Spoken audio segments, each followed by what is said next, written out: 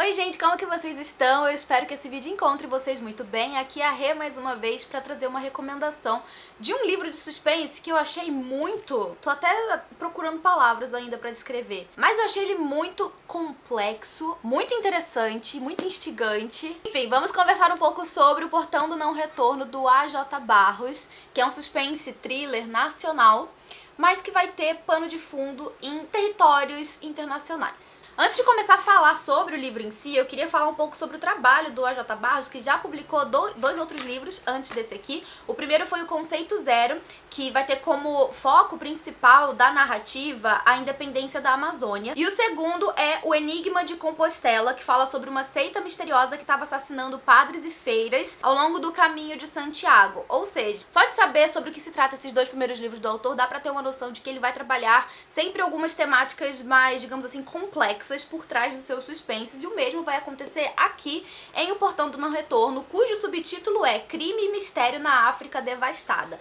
O que acontece é, todos esses três livros têm o mesmo protagonista, que é o Maurício, inclusive, né, o protagonista desse aqui que eu tô recomendando pra vocês. E em cada livro ele vai vivenciar, então, diferentes situações, vai se envolver em diferentes riscos e diferentes mistérios, sabe? Envolvendo essas temáticas mais pesadas, eu diria. No caso aqui de O Portão do Não Retorno, que é o livro que eu li e eu consigo falar com vocês com mais propriedade, né, e mais detalhadamente também, a gente acompanha o Maurício já no começo do livro recebendo uma ligação de um grande amigo de longa data, que é o Geraldo. O Geraldo precisa que o Maurício vá urgentemente até a sede da Irmandade dos Homens Pretos pra ajudar ele, né? Essa sede fica dentro de uma igreja no bairro de Paissandu, em São Paulo. Então o Maurício vai correndo pra ajudar esse amigo. Quando chega lá, encontra esse amigo morrendo, né? Ele tinha acabado de ser assassinado. O assassino tava fugindo do local, mas quando o Maurício foi ali acudir o amigo falou pra ele algumas coisas, digamos assim, um tanto quanto enigmáticas, vamos colocar assim. Dentre as poucas palavras que o Geraldo consegue falar antes de morrer, ele vai deixar algumas informações um tanto enigmáticas pro Maurício, envolvendo um terço que tem ali dentro da igreja, 2 cauris de ouros, que a gente vai entender depois que é uma espécie de moeda de troca, vamos dizer assim, que os africanos usavam. E também vai falar o nome de um cara, um tal de Blackburns, que tá em Chicago. Então, a partir dessas informações, o Maurício vai tentar decifrar essa mensagem do Geraldo pra poder entender o que tá acontecendo, por que ele foi assassinado. E com isso, então, ele vai acabar viajando até Chicago pra encontrar esse Blackburns, que é um professor muito reconhecido da Universidade de Chicago. O professor Blackburns é um professor de genética da Universidade de Chicago, mundialmente renomado, e ele é também o fundador do Movimento Negro das Américas. E ele falava algo nesse sentido: olha, este país nojento enriqueceu com o suor e o sangue dos negros, joga sobre nossas cicatrizes o racismo e o escárnio. Ele vai acabar descobrindo que esse professor está envolvido em uma espécie de organização, vamos colocar assim, que busca justiça por todos os horrores e atrocidades que os africanos sofreram ao longo de vários séculos pela dominação branca, pela dominação europeia e depois, né, posteriormente também pelos americanos. Nisso aí eu não quero dizer só os Estados Unidos, mas aqui no Brasil também, né, já que fazemos parte aí do continente americano, né? Lá é a América do Norte, aqui a gente tá na América do Sul, mas enfim, homens brancos que vieram pras terras, né, as novas terras ali, que vieram pras Américas e que passaram então ali a perpetuar esse horror da escravidão agora aqui na nova terra. Acontece que a história não vai focar só no Maurício, ela vai trazer também ali a perspectiva de outros personagens também muito importantes pra trama. A gente vai ter agentes da CIA, a gente vai ter um pouco sobre essa espécie de conspiração se formando ali com o passar da leitura, conforme a gente vai entendendo mais profundamente a raiz de tudo isso. E assim, com todas as perspectivas que a gente vai tendo ao longo do livro, nós vamos entendendo mais a fundo que existe uma outra irmandade, que é a Irmandade dos Intocáveis, vamos dizer assim, que é um grupo que ninguém sabe exatamente quem é, como é composto esse grupo, mas basicamente esse grupo é o grupo que tá buscando justiça por todas essas atrocidades. E pra alcançar essa justiça que eles tanto querem, eles acabam tendo algumas atitudes ao longo da história que são tanto quanto radicais e violentas, vamos dizer assim.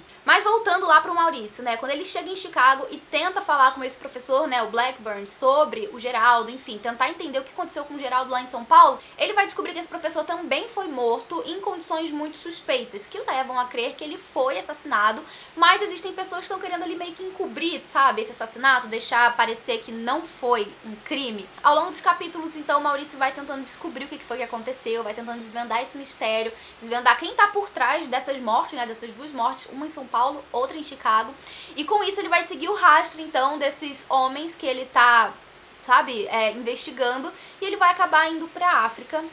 E nessa, gente, ele vai passar por todo o continente africano, praticamente, sabe? No rastro desses homens, tentando entender o que tá acontecendo, vivendo até situações de muito perigo ali dentro da África, né? Nos diferentes países. Mas, ao mesmo tempo, o Maurício, ele já conhece várias pessoas de vários países da África, porque nos livros anteriores ele teria, né, contato com essas pessoas. Não fica muito explicado de onde vem esse contato, porque, é claro, é algo que a gente já vê no livro anterior, mas o autor consegue explicar pra gente que, no caso, o personagem já conhece vários países do continente, já passou por lá em outras ocasiões e já conhece também outras pessoas. O caso é que o Maurício vai fazer de tudo que é possível pra chegar ao fundo disso, sabe? Chegar ao fim disso, entender qual é a relação dos dois cauris que ele pegou lá na igreja, né, da Irmandade, tentar entender também toda essa construção desse terço que ele também pegou na igreja, que é um terço muito peculiar, ele tem umas contas um tanto quanto particulares, sabe? Não é tão parecido com todos os terços que normalmente as igrejas têm, né? É um terço diferenciado. E conforme ele vai também ali, né, procurando o rastro dessas pessoas para tentar entender o que aconteceu e tentar chegar ao fim dessa história, ele vai percebendo algumas repetições desse terço, sabe? Em algumas comunidades. E ao longo da leitura, então, a gente vai acompanhando essa investigação, a gente é apresentado, né, ao longo da leitura a outros personagens que estão por dentro dessa construção toda, ao mesmo tempo que a gente vai entendendo também um pouco melhor sobre qual é o principal objetivo desse grupo, o que esse grupo tá buscando, né, com todas essas ações que a gente vê ali que são tanto quanto radicais, mas que ao longo da leitura a gente vai vendo que é, sim, uma forma de buscar justiça para o povo africano. O que eu achei mais interessante desse livro é que, além de toda a trama da ficção, o autor vai abrir os livros, né, porque o livro é dividido em pequenos livros, e cada livro tem alguns capítulos. E em cada abertura, né, desses livros aqui, ao longo da leitura, a gente vai percebendo que o autor coloca citações de livros, de estudiosos sobre o continente africano. Pessoas que estudaram o continente, estudaram toda essa questão da dominação branca sobre o continente africano ao longo de vários séculos.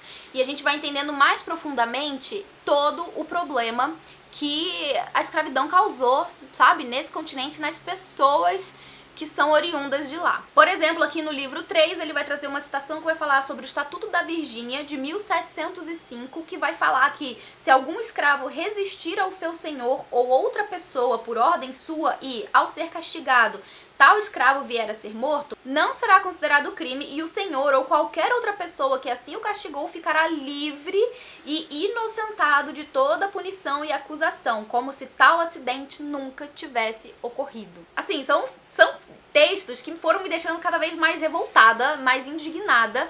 Textos que, é claro, eu não teria tido contato se não fosse por esse livro.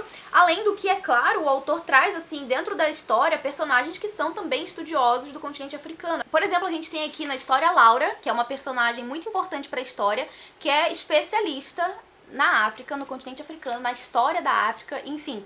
E ela vai, ao longo da história, né, em diálogos com outros personagens, trazendo informações muito enriquecedoras para a história e também para o leitor, porque a gente começa a ter contato com certas coisas que eu, por exemplo, nunca tinha tido contato antes. Por exemplo, ela vai falar aqui no começo do livro sobre a Idade Média Europeia e sobre o Renascimento italiano lá em Florença. E ela vai falar muito sobre as origens de todo o conhecimento, de toda a tecnologia, sabe, que a Itália e, consequentemente, ali, né, a Europa dessa época estava tendo, que muitas pessoas atribuem, né, ao avanço tecnológico, científico e intelectual da Europa, mas que, na verdade, muitos desses conhecimentos, praticamente todos esses conhecimentos, se originam da África, do norte africano, já que, né, a gente tem ali, né, uma proximidade entre os dois continentes, que é separado só por uma estreita faixa de oceano, e ela vai falar sobre como certas tecnologias e certos conhecimentos já eram conhecidos, né, já tinham início na África muitos séculos antes e que foram, né, conhecimentos herdados, na verdade,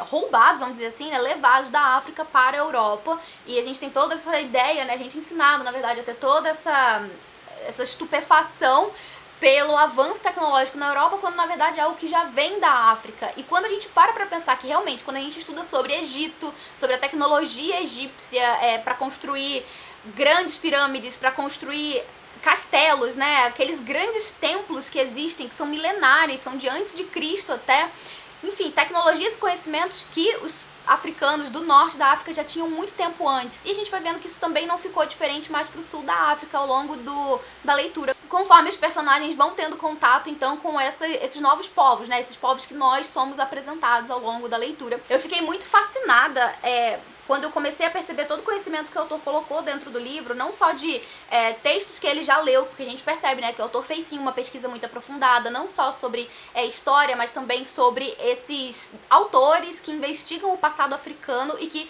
refutam certas ideias que o Ocidente colocou em voga ao longo de muitos séculos, pra deixar a gente meio que esquecendo a África. Então ele resgata muito essas ideias, que eu achei incrível, e ele vai trazendo isso com muita propriedade nas falas dos próprios personagens, sabe? Eu achei isso muito incrível. E também mais pro final do livro tem um texto explicando que o autor de fato viajou pra esses lugares, então muitas das coisas que ele descreve aqui são coisas que ele vivenciou. Realmente, ele foi até lá, ele conheceu, ele pesquisou, ele conversou com pessoas, ele estudou. E inclusive tem aqui a interação, sabe, dos brancos, vamos dizer assim, né, dos americanos, em algum momento, com alguns povos africanos, e a gente tem contato também com toda essa cultura, com os seus rituais.